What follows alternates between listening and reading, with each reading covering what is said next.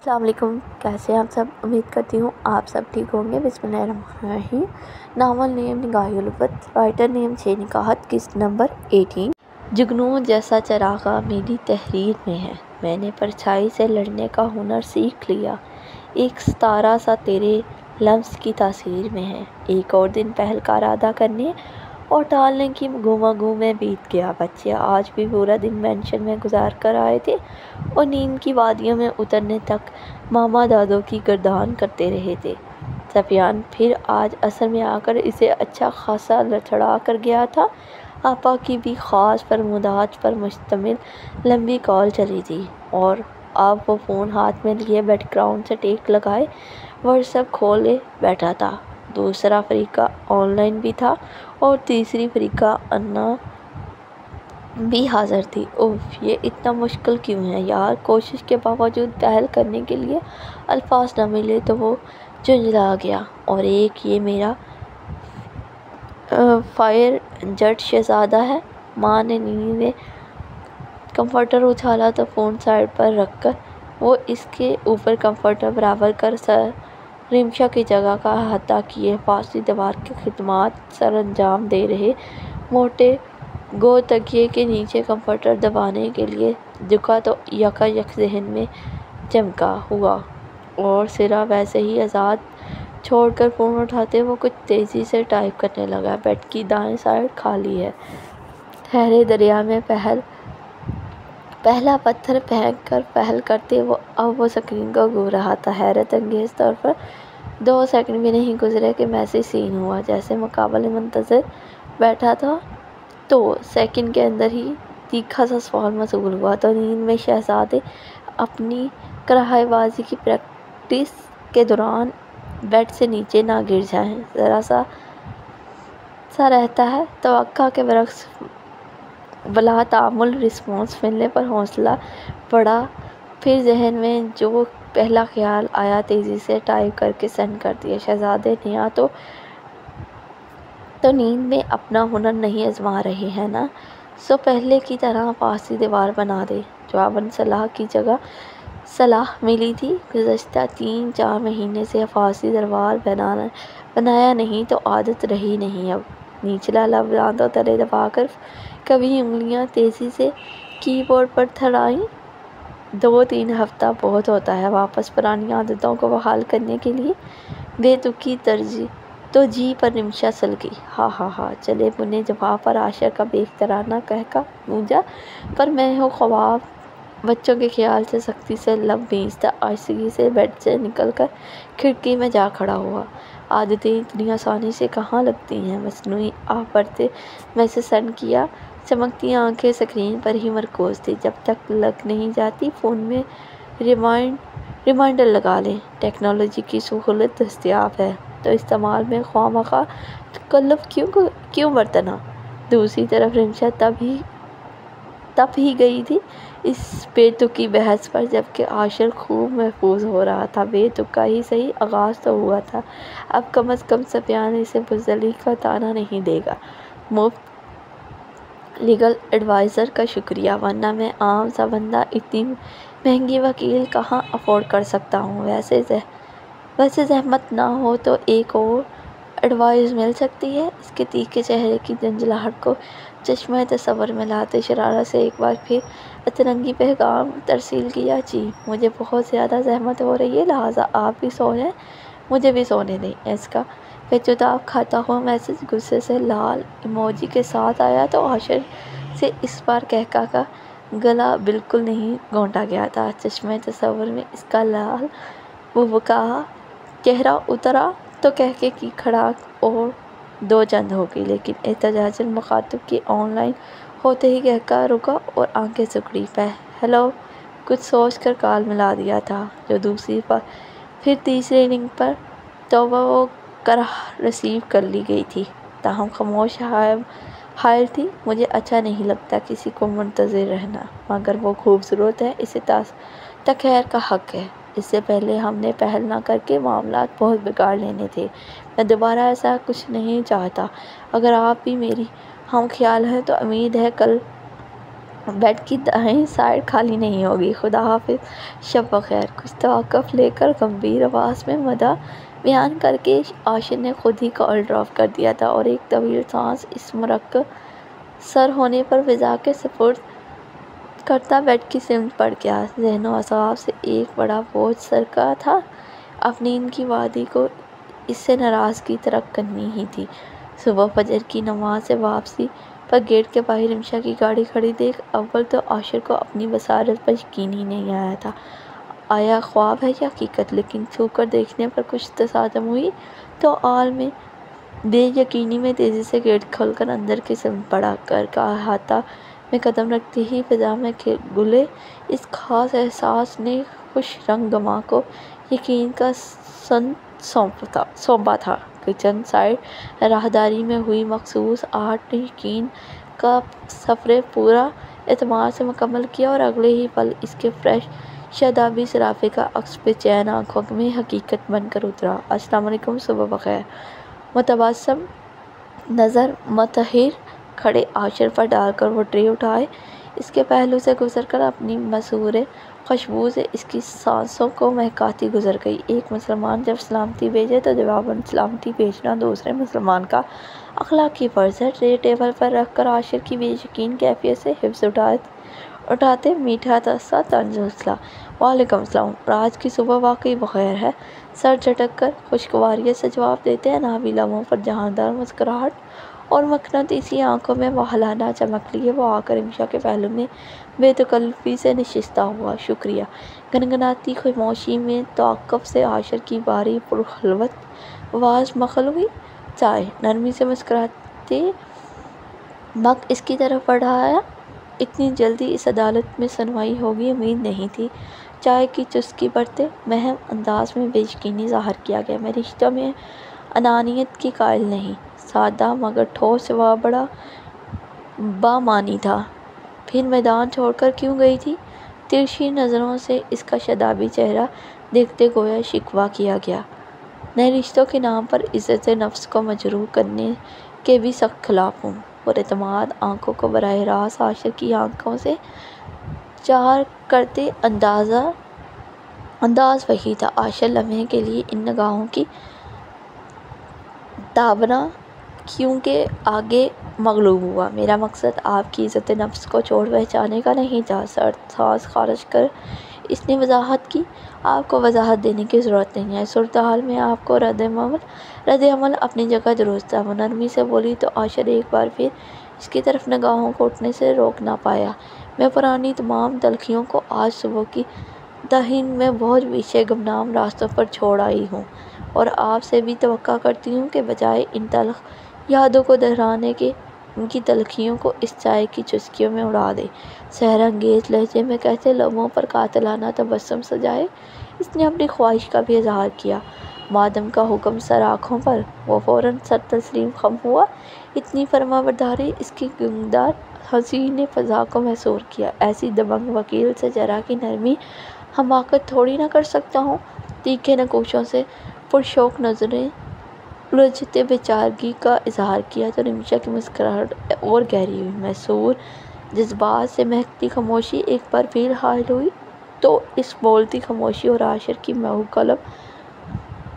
کلام پرشوق نگاہوں کے ارتکاز سے رمشا کا اصلی اعتماد ساتھ چھوڑنے لگا۔ وہ ویسے ایک گلہ ہے مجھے آپ سے۔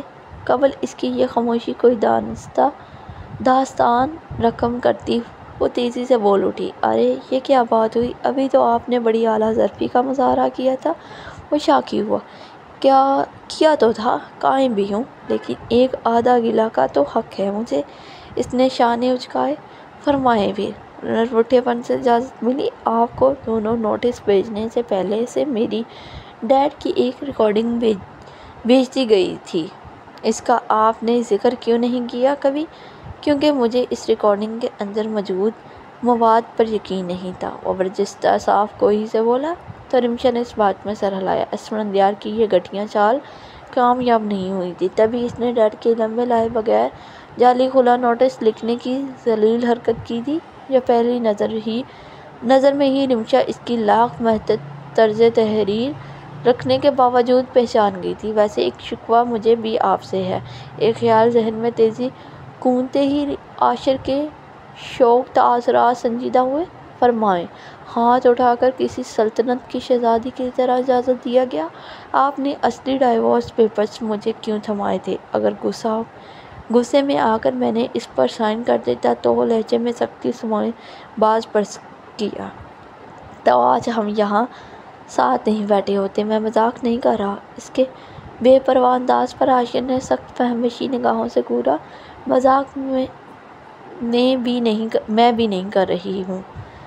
آپ دونوں اپنے رویے میں لچک پیدا کرنے کو روادار نہیں تھے اور عین ممکن تھا کہ ہماری اگلی ملاقات کمرہ عدالت میں ہوتی، اور میں اپنے دشمن کے بچوں کے لیے بھی نہیں چاہوں گی کہ وہ عدالت کی سیڑھیاں چڑھیں۔ اس لیے میں نے آپ دونوں کو اپنے من چاہے فیصلہ کے لیے آزاد چھوڑ دیا۔ اگر اس دن آپ اور ڈیڈی اپنی اپنی مرضی کا فیصلہ کر لیتے تو جس خاموشی سے میں آپ دونوں کی زندگی میں آئی تھی، اس خاموشی سے چلی جاتی۔ بڑی بے رحمی سے اس نے صورتحال کا دوسرا رخ عاشر کے سامنے رکھا تو لمحے کے لیے عاشر کو اپنا حرکت قلم تھمتھماتا ہوا محسوس ہوا۔ اتنا آسان تھا آپ کے لیے سب چھوڑ جانا؟ عاشر کے لہجے میں گہرا تعصب اور شکوہ پنہاں تھا۔ نہیں، لیکن اس سے بھی مشکل ہے میرے لیے۔ جہاں آپ کی ضرورت نہیں ہو، اہمیت نہیں ہو، وہاں زبردستی اپنی گنجائش نکالنے کی کوشش میں ارادوں پر مسلط رہنا۔ میں ایک نہایت ہی حقیقت پسند لڑکی ہوں۔ سنگین، تلخ، اذیت ناک ہر قسم کے حالات کو جذبات کا اینک اتار کر بے حد حقیقت پسندی سے دیکھتی اور تسلیم کرتی ہوں۔ آپ لوگ اپنا من چاہا فیصلہ کر لیتے تو عمر بھر کے لیے اپنی بے وقتی پر دل کا ایک کونا ویران ضرور ہو جاتا، لیکن وہ وحشت زبردستی کے رشتوں کو گھسیٹنے کی اذیت اور خالی پن سے کم ہوتا۔ بس اللہ کی پناہ ہے وکیل صاحبہ، اتنی حقیقت پسندی بھی ٹھیک نہیں۔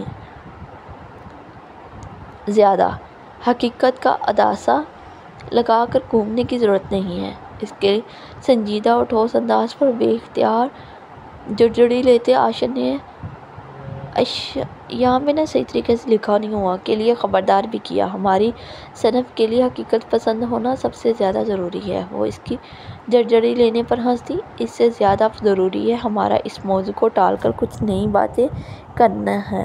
عاشر کو حقیقتاً اس موضوع سے وحشت ہونے لگی تھی۔ ویسے آپ نے فیصلہ میرے حق میں کیوں کر سنایا؟ اس کے بگڑے تاثرات سے حفظ اٹھاتے اس نے ٹھوڑی کے نیچے ہاتھ رکھ کر دلچسپی سے پوچھا۔ کیونکہ مجھے ایک دبنگ وکیل کی صبح و شام کی جرح کی بڑی ہی بری عادت ہو گئی تھی، اور آپ تو جانتی ہیں بری عادتوں کی طلب انسان کو قبر تک ہوتی ہے۔ زبردستی اس کا ہاتھ کھینچ کر اپنے پرحدت ہاتھوں میں مکید کرتا وہ اعتراف کر رہا تھا، لیکن اپنے گبر سنگھ والے انداز میں۔ آپ مجھے بری عادت کہہ رہے ہیں؟ پرحدت لفظ پرشوق نگاہوں سے پزل ہوتی رمشا نے ہمت کر کے گونگنا چاہا، لیکن بے سود۔ جی وکیل صاحبہ، کوئی اعتراض؟ وہ ذرا سا کھسک کر قریب آتا، اس کی لرزتی پلکوں پر پھونک مار کر اسے اندر تک لرزاتا گمبھیر انداز میں متعارف ہوا۔ ویسے آپ نے یہ عنایتیں کس تفصیل میں کی؟ اپنی غربت سے اناڑی ہوئے وارزوں پر اڑتی جھکتی جالر پلکوں کا رقص دیکھتا وہ بھی اعتراض چاہ رہا تھا۔ میری بھی اپنی مجبوری تھی۔ ایک گبر سنگھ کے جانشین، صبح و شام دہاڑنے گورنے گولہ باری کرنے والے اڑیل پلس سڑیل مزاج شخص سے انسیت ہو گئی تھی۔ جواباً بھی اعتراف کا اترنگی ہی طریقہ تھا۔ اچھا جی۔ اس کے سود سمیت بدلہ وصول کرنے پر امڑ آئی مسکراہٹ کو لب بھینچ کر چھپاتے آنکھیں سکیڑ کر مصنوعی گوری نے نوازا۔ ہاں جی۔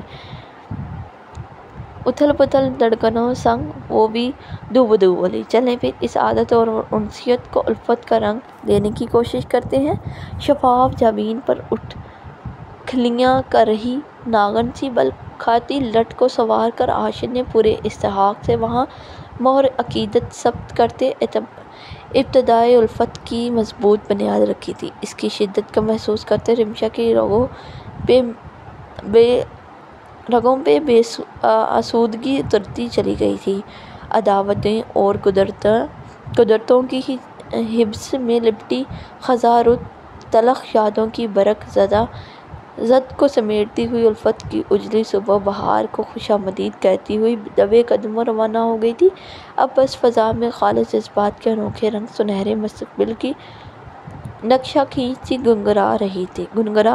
رمشا کی واپسی کا سن کر شام تک آپا بیمہ فیملی چلی آئی تھی، جس سے حسن منزل کی آسودہ خوش رنگ فضا میں مزید خوشی اور انصبات کی کھنکھناتی ہنسی کھلکھلاہٹیں شامل ہو گئی تھیں۔ دونوں کے ساتھ خوش دیکھ لپٹا کر پیار کرتے ہوئے فضا اب دیدہ ہو گئی تو سفیان کی چھاپا مار انٹری نے محفل کا رنگ دوبالا کر دیا۔ بچوں کی اچھل کود، شور شرابہ، سفیان کی مسخری اور شاہد بائی کی چھیڑ چھاڑ، حسن منزل نے گویا خوشیوں کی بارات کا استقبال کیا ہوا تھا۔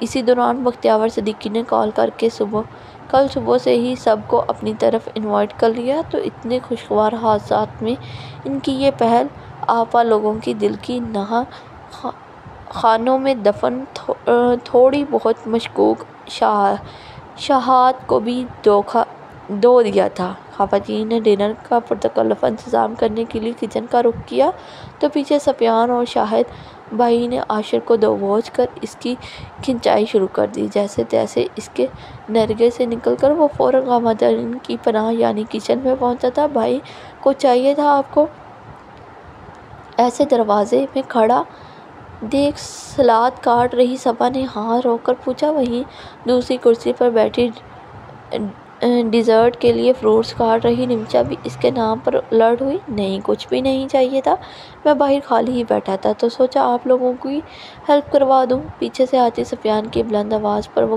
فوراً کچن کے اندر کھسا۔ اس کی ضرورت نہیں ہے، سب تیار ہے، بس بریانی دم دینا ہے۔ ڈیزرٹ رمشا اور سلاد اور رائتا صبا بنا لے تو ہم سب بھی باہر ہی آ رہے ہیں۔ برنر کے پاس کھڑی آپا خفگی لیے مڑتی ہوئی بولی، ارے آپا، ڈیزرٹ بنانا اس کے بس کا روگ نہیں ہے، میں بنا دیتا ہوں۔ رمشا کے پاس والی چیئر سنبھالتے اسے سمجھنے کا موقع دیے بغیر وہ اس کا ہاتھ سے چاقو لے چکا تھا۔ اس کے ارشادات پر حد تک رمشا نے اسے گوننا چاہا تو وہ تیزی سے فروٹس کاٹ رہا تھا، کیونکہ اس کا مقصد فقط سفیان اور شاہد بائی سے پیچھا چھڑانا تھا۔ آپا سنا آپ نے، ان کی فرمودات گوریوں کا اثر نہ ہوتے دیکھ اس نے آپا کو شکایت لگائی، عاشر بری بات، واپس کرو رمشا کو چاقو، آتا ہے اسے بنانا، اب ایسی پھوڑ بھی نہیں ہے۔ آپا نے وہیں سے بائی کو گھورا۔ صبا نے مسکراہٹ چھپائی، مطلب آپ بھی مانتی ہیں کہ پھوڑ ہے؟ اس نے مسکراہٹ دبائی، اور ویسے بھی آپا یہ وکیل ہے، 10 اقسام کی کڑوی کسیلی باتیں بنا سکتی ہے۔ یہ ڈیزرٹ وغیرہ کہاں؟ کثیدن جملہ ادھورا چھوڑ کر اب اس کے تیکھے تیوروں سے محفوظ ہو رہا تھا، ساتھ کام بھی جاری تھا۔ روایتی سانسوں والی طنز و تنقید کی عمدہ صلاحیت کی تو خیر سے آپ میں کوئی کمی نہیں ہے، آپ ہی امور خانہ داری بھی سکھا دیں۔ وہ کلس کر نیچی آواز میں بولی، جو پہلو میں بیٹھی صبا کی سماعت تک بھی رسائی کر گئی، آپا کو بتاؤ ان کی عزیز من نے ان کے اکلوتے بھائی کو کتنے خطرناک لقب سے نوازا ہے؟ اس کی جانب جھک کر عاشر نے دمکایا، اوہ ہو تو اس لیے وہاں سے فرار ہو گیا ہے تاکہ کچن رومانس ہو سکے۔ صدا کے منہ پھاڑ سفیان نے آتے ہی دھڑکالا چھوڑا، بکواس نہ کیا کر۔ بدک کر رمشا کے پہلو سے اٹھتے خجلت سے سرخ چہرہ ہو گیا تھا۔ رمشا بھی اس کھلے ڈبے انداز پر بری طرح سٹپٹائی، جبکہ صبا اور آپا نے بیک وقت سفیان کو اس زدہ دلیری کے لیے فحاشی نظروں سے گھورا۔ ویسے کیا خیال ہے بیگم صاحبہ، اب جلدی سے ان دونوں کو ولیمہ کی تاریخ نہ فائنل کر دیں، آگے ہی خاصی تاخیر ہو چکی ہے؟ شرارتی نظروں سے عاشر کو دیکھتے شاہد بائی نے آپا سے پوچھا، میں بھی یہی سوچ رہی ہوں، کل جج صاحب کے یہاں جائیں گے تو ان کی رائے لے لیں۔ آپا صباؤ سے بولے، ویسے آپا جہاں اتنی تخیر ہو گئی مزید سال 1.5 سال انتظار نہ کر لیں؟ ہاں وہ کس لیے؟ سفیان کی عجیب منطق پر آپا نے اچنبے سے اسے دیکھا تاکہ ولیمے کے گرینڈ یونٹ میں ذیل اہلیہ کا بھی کوئی نیو لانچ پروڈکٹ شمولیت اختیار کر لے۔ آخر اپنے ماں باپ کے ولیمے کے زردے پر اس معصوم کا بھی پورا حق ہے۔ کیا کہتی ہیں؟ سفیان نے نہایت سنجیدگی سے پھلجھڑی چھوڑ کر آپا کو یوں دیکھا جیسے کتنی اہم بات کی ہو۔ بہت فضول بولتے ہو تم سفیان، رمشا کا حیا سے جبکہ عاشر غصہ اور خجلت سے سرخ چہرہ دیکھ آپا نے اسے سرزنش کیا، ورنہ ہنسی تو انہیں بھی بہت آئی تھی۔ ویسے آئیڈیا اتنا بھی برا نہیں ہے، شاہد بھائی بھی شرارت میں شامل ہوئے۔ ہاں وہی تو، سفیان کی بونچیں کھلیں، تمہاری مرمت تو میں کرتا ہوں بیٹا، ٹھہر جاؤ۔ عاشر نے فوراً اس کی گردن کو اپنی مضبوط بازو کے شکنجے میں کسا، پھر وہ دہائیاں دیتا رہا لیکن عاشر نے اپنی بڑا نکالنے تک اس کی جان نہ چھوڑی۔ دوسرا دن ڈھیروں گہما گہمی لے کر طلوع ہوا تھا۔ صبح 8 بجے کے قریب 3 گاڑیوں میں وہ لوگ صدیقی مینشن کے لیے روانہ ہوئے۔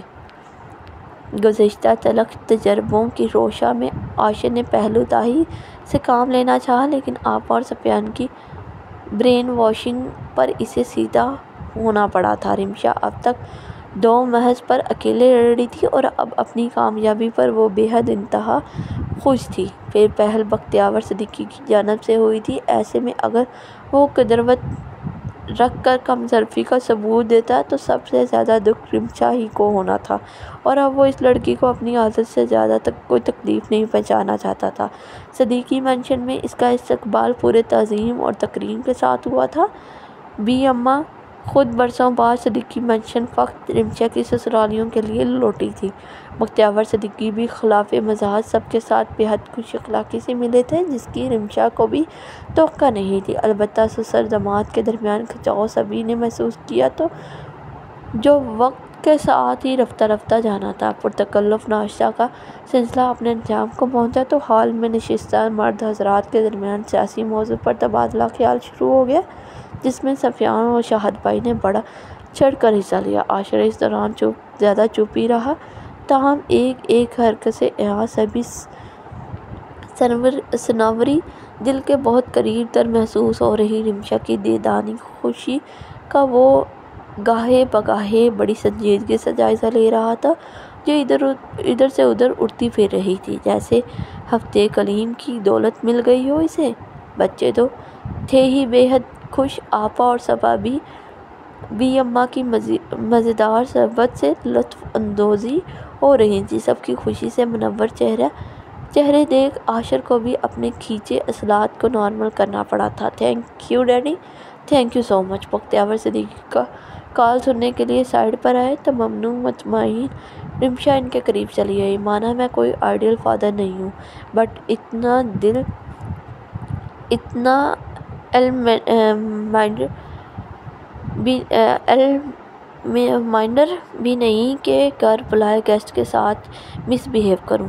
انہوں نے اپنے مخصوص انداز میں بیٹی کو گھورا، جس کا آج رمشا کو بالکل برا نہیں لگا تھا بلکہ مسکراہٹ اور گہری ہو گئی تھی۔ آپ کو سب کیسے لگے؟ توقف لے کر اس نے اشتیاق سے پوچھا تھا، کیونکہ جو لوگ اس کے ڈیڈی کی مزاج کو نہیں بانٹتے تھے زیادہ دیر وہ ان کے ساتھ اخلاقیات نبھانے کا جبران نہیں کرتے تھے بلکہ واک آؤٹ کر جاتے تھے۔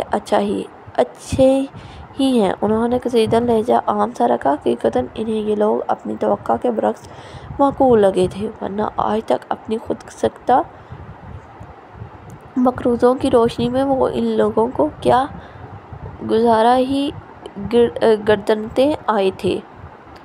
آج جب روحانیت کا چشمہ اتار کر دیکھا تو ان کا اخلاق رکھاؤ کے وہ قائل ہوئے بغیر نہ رہ سکے۔ حیثیت بھلے ان کی برابر کی نہیں تھی لیکن اخلاق اور رکھ رکھاؤ میں ان سے کم بھی نہیں تھے۔ زبانی نہ سہی دل میں انہوں نے یہ لازمی تسلیم کیا تھا، بہت اچھے ہیں وہ لوگ ڈیڈی، اور آپ بھی بہت اچھے ہیں۔ پہلی بار جھجک کر باوجود ان کے قریب پہنچی وہ لگاوٹ سے بولی، بختیار صدیقی نرمی سے اس کے سر پر ہاتھ رکھ کر ہوں کرتے سائڈ سے نکل گئے اور زندگی میں پہلی بار ان کی پدرانہ دست شفقت کے اپنے سر پر ٹہرنے پر خوشی سے نہار رمشا کی آنکھوں میں ترواہٹ اترنے لگی۔ میں جیت گئی بھائی، بھیگی آنکھوں سے مسکراتے اوپر کی سمت چہرہ اٹھا کر وہ زیر لب بڑبڑائی۔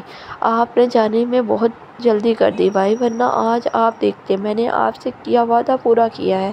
بھیگی پلکوں کو موند کر وہ عنصر سے شکایت کر رہی تھی۔ کون سا وعدہ؟ آپ بہت قریب سے ابھری عاشر کی آواز پر اس نے تیزی سے آنکھوں کے گوشے صاف کیے۔ بتایا نہیں؟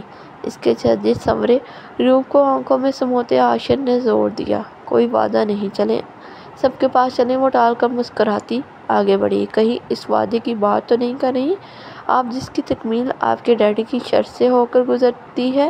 آپ کو کیسے معلوم؟ وہ مچکا کر بے یقین سے مڑی۔ یہ شرط والی بات تو اس کے اور بختیار صدیقی کے درمیان کی تھی جب عنصر اور عنبر کو سنگدلی سے انہوں نے گھر سے نکالا تھا، اور پہلی بار اپنے حق کے لیے بھی نہ بولنے والی رمشا فائقہ لیے بختیار صدیقی کے مقابل کھڑی ہوئی تو جواباً انہوں نے تمسخرانہ انداز میں اس کے آگے شرط رکھی تھی کہ اگر اس نے انہیں ایک کامیاب وکیل بنا کر دکھا دیا تو وہ عنصر اور عنبر کو قبول کر لیں گے۔ شرط کا ایک حصہ یہ بھی تھا کہ وہ اس دوران یہاں پر سوائے ان کے کسی سے کوئی رابطہ نہیں رکھے گی، اور ان کی اس ایک شرط کے لیے اس نے 6 سال تک بنا باسی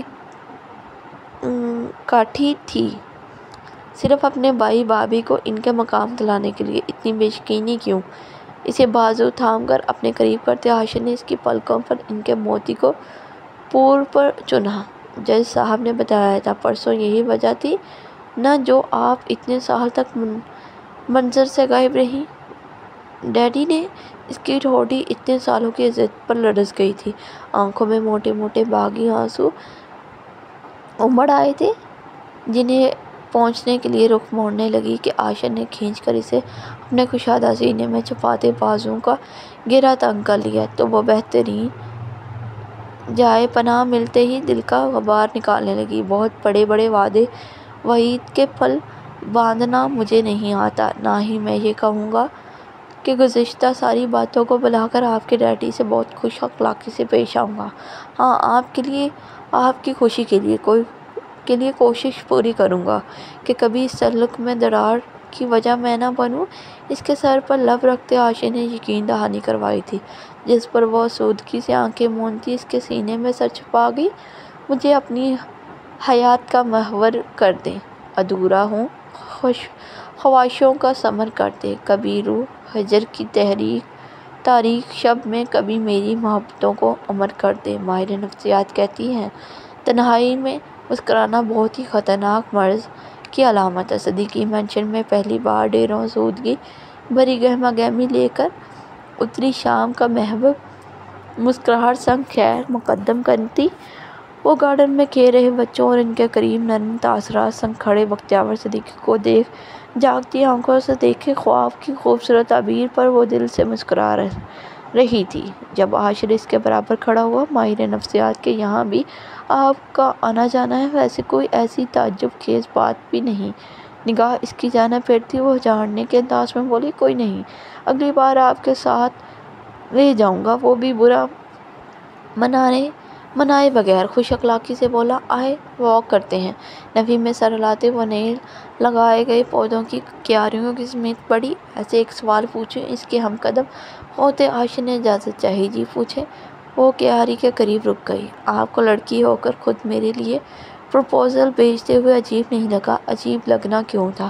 کیاری کے قریب وہ زانو بیٹھتے اس نے بھی سوال برائے سوال کیا کیونکہ وہ سمجھ گئی تھی عاشر برسوں رات کی طرح اسے بے تکی بحث سے تنگ کرنے کے موڈ میں ہے۔ مطلب آپ اسے گڑبڑانے کی کوشش میں الٹا وہی گڑبڑا گیا تھا۔ دیکھیں، گبر سنگھ کی گڑبڑاہٹ سے حفظ اٹھاتی مسکراہٹ دبائی۔ اس نے لندن ہی سے آپ کے متعلق معلومات اکٹھا کرنا شروع کر دیا تھا، یہاں آ کر پرسنلی بھی آپ کے روٹین لائف کو آبزرو کیا جسے نہایت روکھا پھیکا بورنگ پایا۔ دوسرا، مجھے سفیان بھائی نے بھی بتایا کہ شرطاً جملہ ادھورا چھوڑ کر وہ اب نئی کنبلیاں سنگ مخروطی انگلیوں سے چھیڑخانی کر رہی تھی۔ کیا بتایا اس نے؟ سفیان فسادی کا نام آتے ہی عاشر کی حیثیت سے الرٹ ہوئی۔ جانے دیں، رات گئی بات گئی۔ میں نے پوچھا کیا بتایا؟ اس لعنتی انسان نے۔ عاشر دانت کچکا کر اس کے قریب آیا، کیونکہ اس دوست نما دشمن سے خیر کلمات کی اسے توقع قطعاً نہیں تھی۔ یہی کہ آپ جناب سنت سادھو عابد زاہد ٹائپ بندے تو ہیں ہی، ساتھ ہی ڈرامائی توقف لے کر وہ ہاتھ چاڑتی کھڑی ہوئی، 7 آنکھوں والے اندھے بھی ہیں۔ اب اسے مایوس کن ریویوز ملنے کے بعد اگر میں آپ کی طرف سے پہلی نظر کا پیار، پھر اقرار اور پھر شادی کا انتظار کرتی تو پھر تو آپ کے نام کا چوگا ہی لینا پڑتا مجھے، اور میں ٹھہری پریکٹیکل بندی۔ کتابی چیزیں مجھ سے کہاں ہوتی ہیں؟ پرسکون انداز میں بات مکمل کرتی حیرت اور صدمے کا مجسمہ بنے عاشر کو یکسر نظر انداز کر وہ آگے بڑھ گئی تھی۔ اس لعنتی انسان سے خیر کی امید ہی عبث ہے۔ سفیان سید کے اس کے متعلق ارشادات فخریہ قطعاً نہیں ہوں گے۔ اس بات کا اسے 100% یقین تھا، لیکن اس قدر فضول ہوگا عاشر کی توقع نہیں تھی۔ عاشر کا من کیا سفیان سید کا گلا غائبانہ اس کے ہاتھوں میں آ جائے تاکہ وہ اپنا بڑاس نکال سکے۔ اب اس میں اتنا برا منانے کی بھی کیا بات ہے؟ دوست ہے، لیکن کبھی غیر جانبداری سے بھی تجزیہ کرنا پڑتا ہے۔ اسے اسی جگہ کھڑا بڑبڑاتا دیکھ رمشا نے آنکھیں پٹپٹا کر سفیان کی حمایت پس پردہ عاشر کو اور سلگایا۔ تو میں آپ کو ایسا لگتا ہوں؟ وہ کڑے تیوروں سنگ لمبے ڈگ اٹھا کر اس کے مقابل آیا۔ لگتا کیا ہوتا ہے؟ آپ ہیں ایسے، ورنہ مال میں ایک خوبصورت لڑکی سے تصادم ہونے پر کون اس کے ساتھ الجھ کر حسین اتفاق کا بیڑا غرق کرتا ہے؟ رمشا نے مصنوعی سنجیدگی سے پہلی ملاقات کا حوالہ دیا۔ اور کوئی فروع جرم جو اس بشر پر عائد ہو سکے؟ سینے پر ایک ہاتھ رکھ کر وہ مؤدبانہ انداز میں جھکا۔ نہیں، فی الحال کے لیے اتنا ہی، باقی الزامات عائد کرنے کے لیے پوری عمر پڑی ہے۔ کشادہ آنکھوں میں ہلکورے لیتی شوخی اور شرارت سے دھڑکنیں بے ترتیب ہوئیں تو وہ فوراً سنبھل گئی۔ مطلب یہ سلسلہ اب ساری عمر چلنا ہے؟ پہلو میں جھول رہے مرمری ہاتھ کو اپنے ہاتھ میں لیتے وہ گمبھیر لہجے میں گنگنایا۔ کوئی شک؟ دھڑکنوں کو سنبھالتی وہ اترافی، پھر دونوں ہی یعنی بحث پر ہلکا کہکا لگا اٹھے اور چھوٹے چھوٹے قدم ایک دوسرے کے ہم قدم اٹھانے لگے۔ ماپا، مما۔ وہ چند قدم ہی چلے تھے کہ دونوں خرگوش دوڑتے ہوئے ادھر آئے۔ عاشر نے فوراً جھک کر آرو کو گود میں اٹھایا جبکہ ماں رمشا سے لپٹ رہا تھا۔ میں نے مما کے پہلے چھوا، ماں چہکا۔ شاید ان دونوں میں ریس لگی تھی۔ گود میں ماپا کے پہلے تو آرو آئی نا۔ آرو اتری۔ چلیں میں بھی آپ کو گود میں لے لیتی ہوں۔ مان کے ہونٹ لڑکنے سے قبل رمشا نے جھک کر مان صاحب کو گلے لگایا۔ ماپا کو کسی تو پہلے آرو نے دی نا۔ عاشر کا گال چومتے وہ پھر چہکی۔ جواباً مان نے بھی فوراً رمشا کے گال کا بوسہ لیا تو دونوں کی میٹھی تکرار پر عاشر اور رمشا کا بے ساختہ زندگی سے بھرپور کہکا گونجا تو دونوں بھائی بہن خفیف سے ہو گئے۔ عاشر نے جھک کر دوسرے بازو میں مان کو اٹھایا اور باری باری دونوں کو چھوٹی سی پیشانی کو چوما۔ ماپا، ماما، دونوں بھائی بہن ایک زبان چیخے۔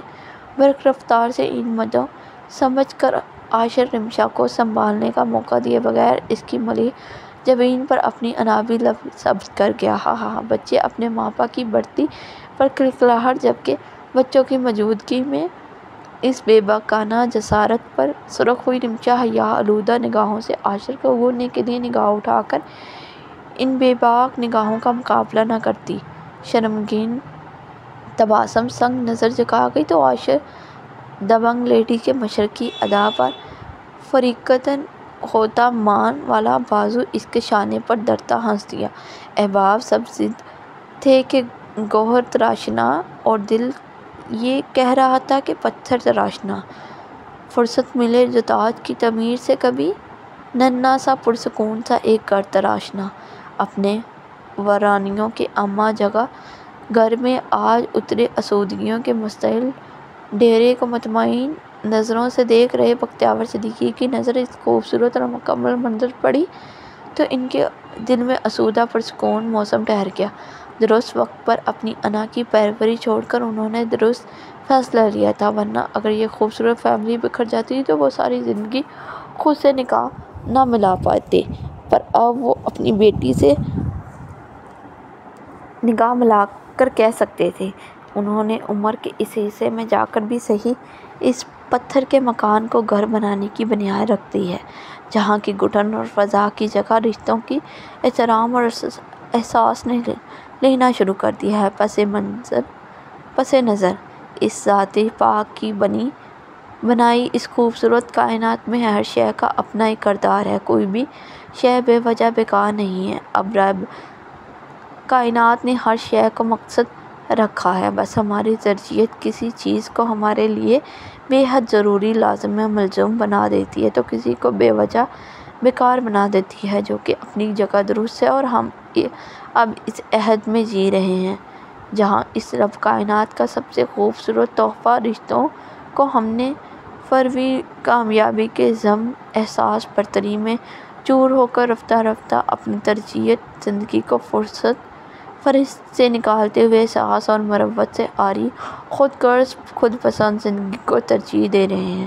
اس تناظر میں بختیور صدیقی اور اسفندیار جیسے کردار ہم غور کریں تو ہمارے آس پاس بہت ہیں، بکھرے ہوئے ہیں، نہ صرف ہمارے ارد گرد بلکہ غیر جانبداری سے تجزیہ کریں تو ہمارے اندر بھی کہیں نہ کہیں ایسے کردار مقید ہیں۔ اپنی کامیابی کی راہ ہموار کرنا، اپنی ترجیحات کو فوقیت دینا غلط نہیں ہے، لیکن فروری کامیابی کی دوڑ میں بے حسی سے خود سے وابستہ رشتوں اور ان کے احساسات کو شفافیت سے مجروح کرتے چلے جانا ہے، ایسے کہ کبھی پلٹ کر پیچھے دیکھنے کی نوبت آئے تو بس پیشانی کی راہ کے علاوہ دور دور تک گھٹن کا اندھیرا آپ کا منتظر ہو۔ یہ آپ سے جڑے رشتوں کے ساتھ ہی نہیں، آپ کے اپنے ساتھ بھی شدید ناانصافی ہے۔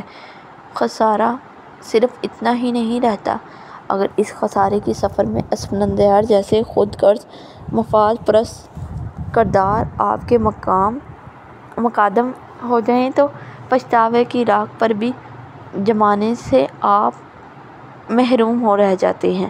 سو احباب، اپنے سے جڑے رشتوں کی عزت کریں، انہیں وقت کوتاہ نظری سے کام نہ لیتے ہوئے امشا، عاشر اور دیگر کرداروں کی طرح وسیع نظری کا مظاہرہ کریں، کیونکہ رشتوں کے خساروں کا کوئی ازالہ نہیں ہوتا۔ سو احباب، خوش رہیں، زندگی مختصر سی ہے، اس جیے خود غرضی کے دہن میں گم ہو کر بس گزارے نہیں، اور زندگی جینے کے لیے رشتے ضروری ہیں، سو اس کے قدر کریں۔ اپنی کہانی اور کردار کے ذریعے یہی سمجھانے کی ادنی سی کوشش کی ہے۔ میں نے کہاں تک کامیاب رہی، یہ تو آپ اپنی قاری حضرات ہی بتا سکتے ہیں۔ انسان کی چاہت ہے کہ اڑنے کو پر ملے، اور پرندوں کی چاہت ہے کہ رہنے کو گھر ملے۔ ختم شد۔